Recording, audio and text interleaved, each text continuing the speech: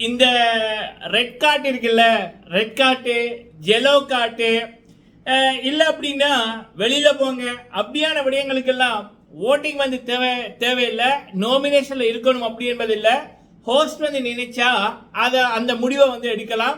So எப்படி போட்டியாளர்களுக்கும் big pass டீமுக்கும் இடையில ஒரு அக்ரிமெண்ட் இருக்கும், அது போல யாரை ஹோஸ்டா பண்றாங்களோ அவங்களுக்கும் அந்த ஷோ நடத்துறவங்களுக்கு இடையில அந்த பிக் பாஸ் சம்பந்தமான அக்ரிமெண்ட் இருக்கு. ஸோ மக்கள் செல்வனுக்கு தனித்து முடிவெடுக்கிறதுக்கான அனைத்து உரிமைகளும் இந்த பிக் பாஸ் 8ல வந்து இருக்கு. வருகின்ற தகவல்களின்படி பிஆர் டீம் என்னப்பா அவங்களோட வேலை வந்து நடுவில் முடிஞ்சிடும் போல இருக்கே, சௌந்தர்யா, அருண், ஸோ உங்க 2 பேரோட கடைசி வாரமா அப்படின்னு மாதிரி தான் கிடைக்கு.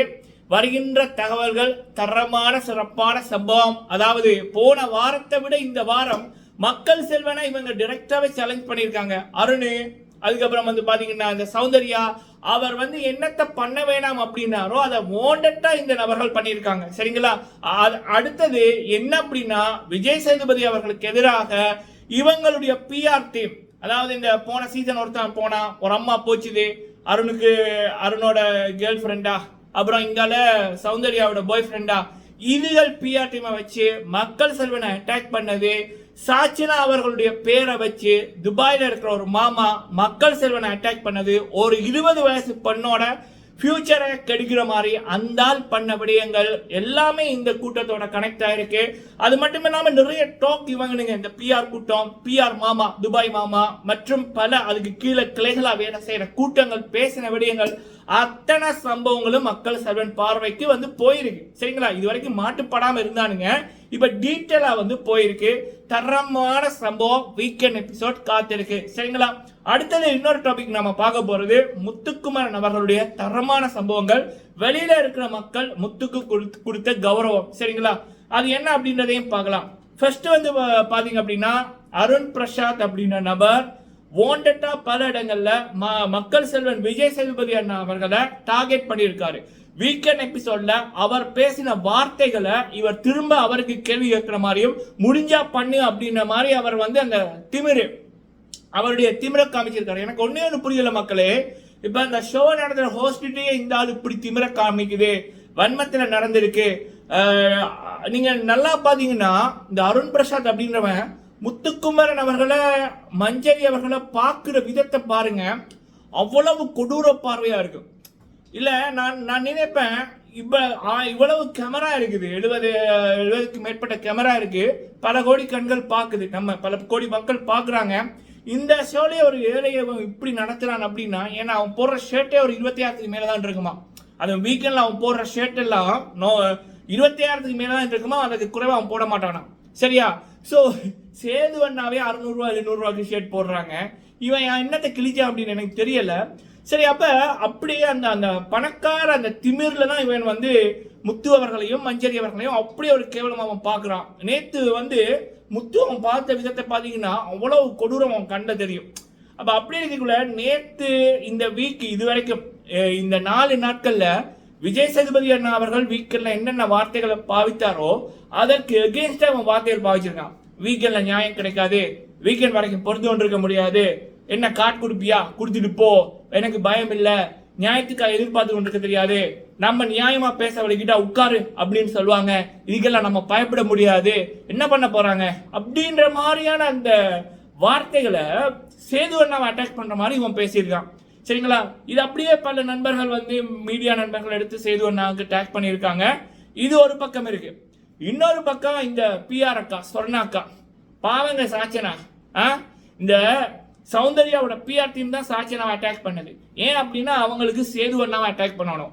இவனுங்க இந்த சௌந்தர்யா அப்படின்றது சிம்பிளா சொல்லணும்னா முத்து அப்படின்ற ஒரு வைரம் பிக் பாஸ் 8 தமிழுக்கு வந்துச்சு.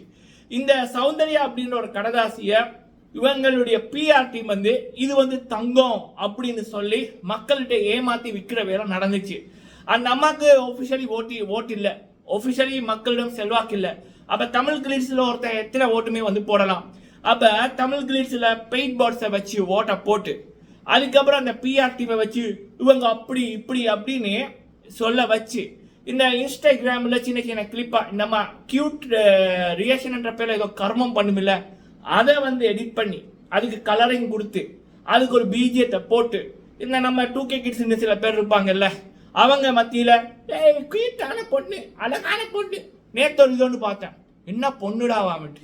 எனக்கு இதெல்லாம் எங்க கொண்டு சிரிக்கிறதே இல்லை என்னன்னு தெரியல. ஏண்டா யாரோட ஏமாத்துறீங்க அப்படின்னு ஒரு ப்ரொமோஷன் நடந்து கொண்டு வந்துச்சு. இவனுங்க என்ன ப்ரொமோஷன் பண்ணாலும், எப்படிதான் ப்ரொமோட் பண்ணாலும், வீக்கெண்ட்ல வந்து மக்கள் செல்வன் வந்து அதை தூக்கி குப்பையில போட்டுருவாரு, வச்சு செஞ்சிருவாரு. அவ பாக்குற மக்கள் என்னன்னா இதுக்கா போய் இவ்வளவு நாள் கூவி கொண்டு வந்தானுங்க அப்படின்னு இவங்களோட வேலையை வந்து குப்பையில போட்டுருவாரு. அப்ப இவனுங்களுக்கு மக்கள் செல்வன் மீது ஆரம்பத்தில இருந்தே காண்டு. ஏன்னா அவரை இவங்களால விலைக்கு வாங்க முடியல. கமல்ஹாசன் அவர்களுடைய எபிசோட் அப்படின்னா அவர் டாப் 3 யார் இருக்காங்களோ ஓட்டிங்ல அந்த நபர்களை பாராட்டிடுவாரு, மீதி கீழே இருக்கிற நபர்களை கேள்வி வைப்பாரு. இங்க மக்கள் செல்வன் எல்லாரையும் ஈக்குவலா கேள்வி வைக்கிறாரு. அப்ப இந்த சொர்ணாக்காக்கு மண்டேல இது இல்ல, சரக்கு இல்ல, சௌந்தர்யாவுக்கு அது பேச சொன்னா, ரவுடித்தனம் பண்ண சொன்னா நம்பர் 1. ஆனா நியாயமா ஏதாவது பேசினா வராது, அப்படியே இருக்கும். அப்ப மக்கள் செல்வனே வந்து வெளிச்சம் போட்டு காமிச்சிருவாரு இது எப்படிப்பட்ட ஃபேக்கு டுபாக்கூரு அப்படின்னு. அது மட்டும் இல்லாம அங்க சௌந்தர்யாவுக்கு காசு கொடுத்து போற ஆடியன்ஸ் ஒரு 20-30 பேர் அந்த ஈவி பப்ளிசிட்டியில இருப்பாங்க. ஆரம்பத்திலேருந்தே மக்கள் செல்வன் அந்த வெளிச்சம் போட்டு காமிச்சுன்னு தான் இருக்காரு. 200 ரூபா 300 ரூபாய்க்கு வந்த கூட்டம் அப்படின்ட்டு. சரியா? அப்ப இதனாலே அவனுங்களுக்கும் காண்டு, இந்த சௌந்தர்யாவுக்கும் காண்டு. இந்த சௌந்தர்யா வந்து பாத்தீங்கன்னா வாண்டட்டா தான் இன்னைக்கு வந்து அன்ஷிதாவுக்கு அடிக்க போனது, அதுக்கப்புறம் இந்த சொர்ணாக்கா மாதிரி கத்துனது, அப்படி நிறைய விடயங்கள் நடக்குது. ஸோ இது வந்து கண்டிப்பா மக்கள் செல்வனோட பார்வைக்கு போயிருக்கு. வருகின்ற தகவல்களின்படி போன வாரத்தை விட தரமான சம்பவம் இந்த வீக்கெண்ட் வந்து இருக்கும் அப்படி என்பதுதான்.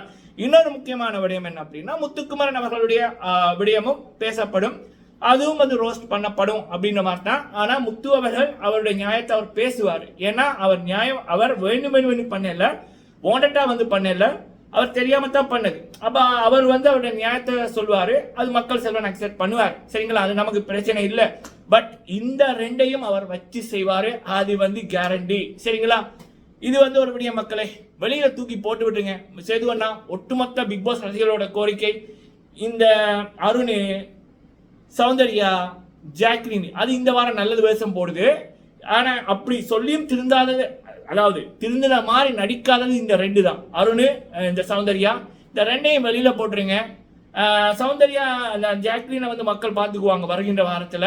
இந்த 2ஐயும் முடிஞ்சா இந்த வாரம் வெளியில அனுப்பிடுங்க, மக்கள் வந்து கோடி நன்றி உங்களுக்கு சொல்வாங்க. சரிங்களா? இதுதான் மக்களோட கருத்து. ஓகே, அடுத்தது வந்து பாத்தீங்க அப்படின்னா முத்துக்குமரன் அவர்கள் தரமான சிறப்பான சம்பவம். இப்ப ஹாட்ஸ்டார்ல வந்து ஒவ்வொரு வாரமும் சில கேள்விகள் ரசிகர்கள்ட்ட கேட்பாங்க. இப்ப ஹாட்ஸ்டார்ல வந்து மில்லியன் கணக்குல ஃபேன்ஸ் இருக்காங்க பிக் பாஸ் தமிழுக்குன்னு. அதுல மில்லியன் கணக்குல தான் ஓட் வரும், லட்சக்கணக்கு இல்லை, மில்லியன் கணக்குல. அதுல வந்து ஃபேன் சூன் அப்படின்னு இந்த வாரம் கேட்டது என்ன அப்படின்னா, எந்த மேனேஜர் உங்களை பொறுத்த வரைக்கும் சரியான நிர்வாகம் செய்தது அப்படின்னு கேள்வி கேட்டிருக்காங்க. அதுல 4 பேரோட பேர் இருக்கு. மஞ்சரி, முத்துக்குமரன், சொர்ணாக்கா, சரி, சௌந்தர்யா, ஜெஃப்ரி. ஓ, இதுக்குள்ள ஜாக்லினோட பேரே இல்லையா? அட ராமா. ஓ, அத சரி, வர்ற அந்த விடயத்துக்கு. சரி, அப்ப அதுல வந்து பாத்தீங்கன்னா மஞ்சரிக்கு 22.8% ஓட் வந்து வந்திருக்கு. முத்துக்குமரன் அவர்களுக்கு 50.1% ஓட் வந்திருக்கு. சொர்ணாக்காக்கு, சௌந்தர்யாவுக்கு 18.2% ஓட் வந்திருக்கு. ஜெஃப்ரிக்கு 8.9% ஓட் வந்து வந்திருக்கு. சரிங்களா? முத்துக்குமரன் அவர்களோட ஓட் வீதத்தை பாருங்க. எங்க ஒபிஷியல் ஹாட்ஸ்டார்ல கேட்கப்பட்ட கேள்வி. மில்லியன் கணக்குல ரசிகர்கள் பிக் பாஸ் தமிழ் ஒபிஷியலி பார்க்கணும்னா ஹாட்ஸ்டார் தான், ஒபிஷியலி ஓட் போடணும்னா ஹாட்ஸ்டார் தான். அதுல கேட்கப்பட்ட கேள்விக்கு மில்லியன் ஓட்ஸ்ல முத்துக்குமரன் அவர்களுக்கு தான் 50.1% ஓட்டு. 4 பேர்ல ஒருத்தருக்கு 50.1% ஓட் வந்திருக்குன்னா நெச்சு பாருங்க முத்துவோட பவர் எங்க இருக்கு அப்படின்னு. சரிங்களா?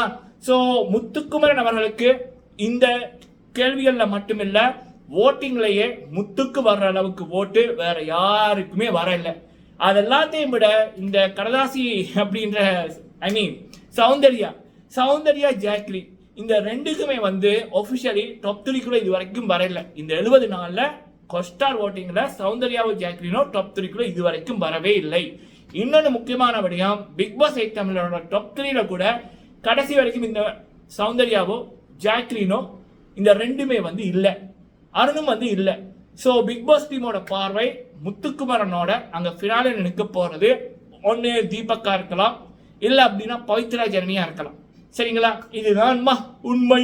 மக்களே, நீங்க உங்களோட கருத்துக்களை சொல்லுங்க. வீடியோ பிடிச்சிருந்தா லைக் பண்ணுங்க. நன்றி.